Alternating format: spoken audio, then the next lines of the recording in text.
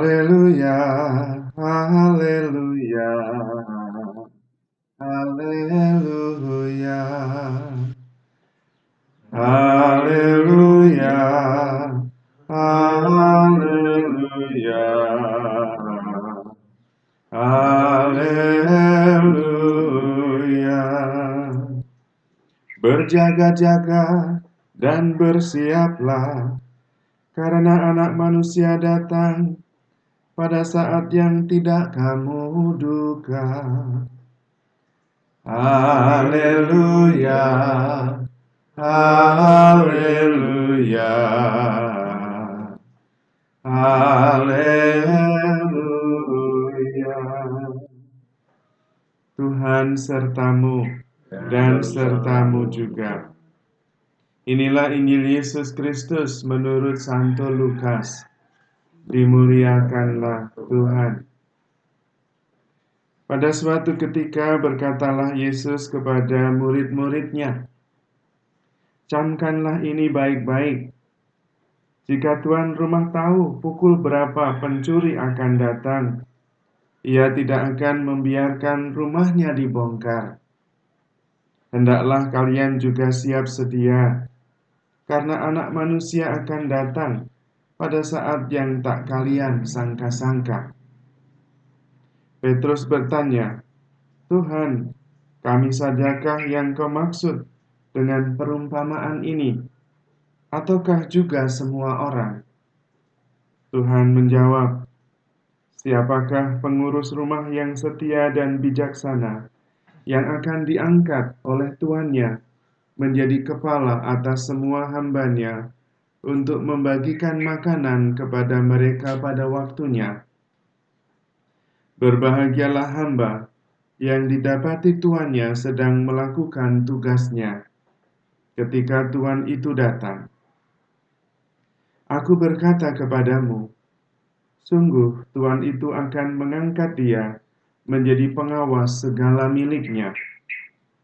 Tetapi jika hamba itu jahat dan berkata dalam hatinya, tuanku tidak datang-datang, lalu ia mulai memukul hamba-hamba lain, pria maupun wanita, dan makan minum serta mabuk, maka tuannya akan datang pada hari yang tidak disangka-sangkanya dan pada saat yang tidak diketahuinya, dan tuan itu akan membunuh dia serta membuat dia senasib dengan orang-orang yang tidak setia.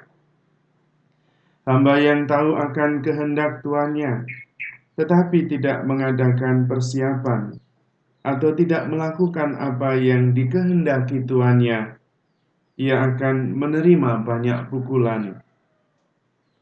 Tetapi barang siapa tidak tahu akan kehendak tuannya dan melakukan apa yang harus mendatangkan pukulan, ia akan menerima sedikit pukulan.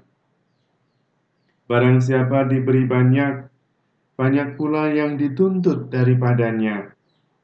Dan barang siapa dipercaya banyak, lebih banyak lagi yang dituntut daripadanya. Demikianlah Injil Tuhan. Terpujilah Kristus.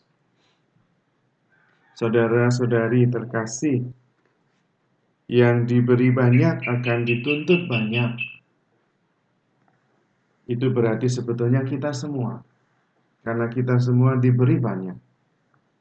Kita menjadi makhluk ciptaan yang paling bijaksana, karena bisa berpikir, bisa berefleksi, bisa merencanakan, bisa mempunyai ingatan, bisa menyembuhkan, dan segala macam cara.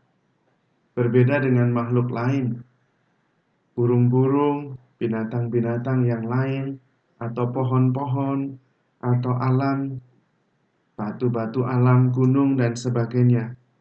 Tidak sebanyak kita diberi oleh Tuhan. Dan karena itu dituntut dari pihak kita untuk memelihara alam, untuk juga bertanggung jawab mengarahkan seluruh ciptaan kepada Sang Pencipta, untuk sungguh-sungguh membuat dunia ini menjadi lebih baik, lebih ramah. Namun banyak yang kemudian justru merasa kita karena sudah diberi banyak atau merasa bahwa kita tahu banyak, lalu lupa kepada yang memberi. Kita hidup hanya untuk kepentingan kita sendiri. Alam yang seharusnya dijaga malah dirusak. Semuanya diambil, bukan untuk dikembalikan, tetapi untuk kepentingan kita sendiri. Akibatnya kita sendiri yang susah. Karena iklim juga berubah, kemudian hidup menjadi lebih susah. Manusia yang diberi banyak termasuk akal budi, kemampuan berefleksi, bahkan iman, bahkan ada yang menolak sang penciptanya. Dan kemudian hidup seolah-olah dia yang berkuasa.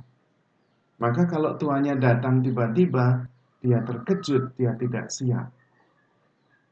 Kita yang seharusnya diberi kebijaksanaan, diberi banyak, malah kadang-kadang tidak bisa hidup karena keinginannya terlalu banyak.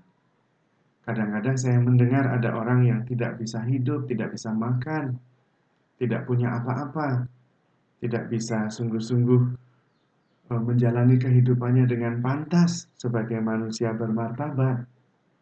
Menurut saya aneh sekali, kalah sama binatang-binatang, kalah sama pohon-pohon yang tidak terlalu pandai, tetapi bisa hidup. Manusia tidak punya uang, nggak bisa hidup. Siapa yang harus menentukan harus punya uang? Padahal dunia ini diberi oleh Tuhan berlimpah-limpah. Pohon saja bisa hidup, semut-semut saja hidup. Manusia yang bisa berpikir nggak ada uang aja bingung. Terutama masa pandemik ini, begitu usahanya tidak jalan, sudah tidak tahu lagi harus buat apa. Manusia menjadi tidak tangguh, yang seharusnya dituntut untuk bisa mengayomi dunia ini, hidup dalam relasi yang saling menolong, malah tidak bisa hidup. Ada yang hidupnya susah sekali, bahkan makan pun susah. Sungguh-sungguh menyedihkan, padahal kita diberi banyak, yang seharusnya dituntut banyak, bukan hanya untuk diri sendiri, tapi malah ada yang menolak sang pencipta berdasarkan akal budinya yang diciptakan oleh Allah, yang tidak bisa makan hidup di dunia ini, padahal diberi akal budi, kalah sama burung-burung, kalah sama semut-semut, kalah sama pohon-pohon. Siapa yang mengatakan hidup di dunia ini harus punya uang?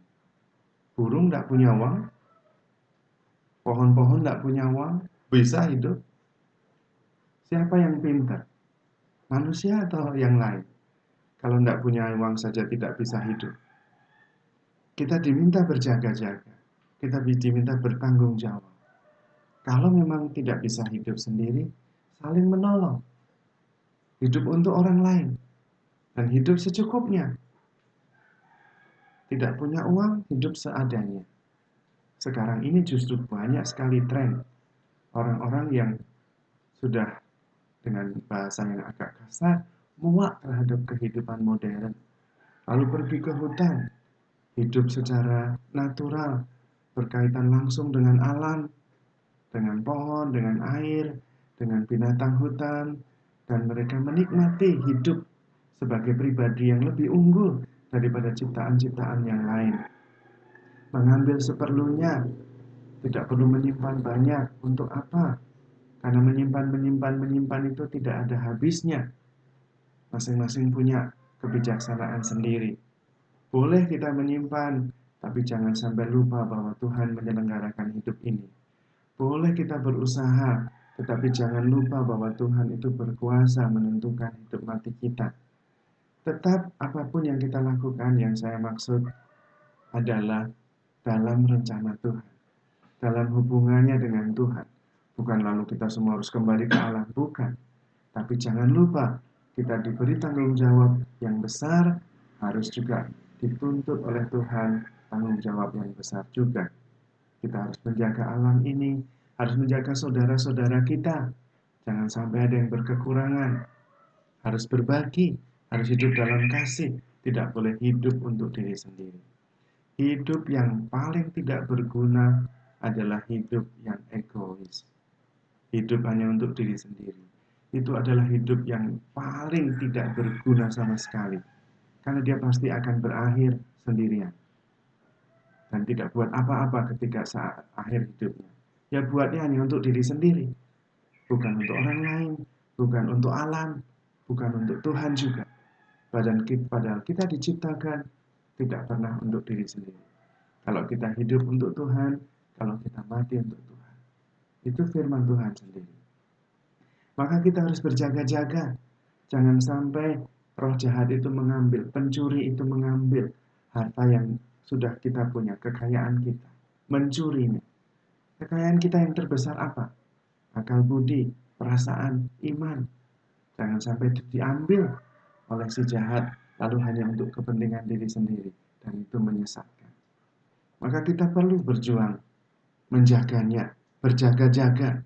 Supaya yang kita terima akal budi kita, yang kita terima iman kita untuk Tuhan, untuk sesama. Hidup yang bernilai, yang berarti adalah hidup yang dihayati untuk Tuhan dan untuk sesama. Yang diingat oleh orang-orang sepanjang sejarah adalah orang-orang yang penuh kasih, orang-orang yang baik hati, orang-orang yang hidup untuk orang lain, bukan orang yang hidup untuk dirinya sendiri. Itu segera dilupakan. Orang tidak ingat apa-apa. Karena manusia ini hidupnya singkat, tapi merasa dia yang paling hebat di dalam planet ini. Ada banyak pohon yang hidupnya ratusan tahun, manusia hanya puluhan tahun. Bahkan penyu itu hidupnya bisa sampai 150 tahun, bisa sampai 200. Manusia tidak bisa. Karena itu kita harus bijaksana menggunakan waktu yang singkat ini untuk kebaikan dalam hidup bersama dengan alam dan dengan Tuhan. Kita mohon rahmat Tuhan supaya kita hidup berdasarkan iman dan cinta kasih.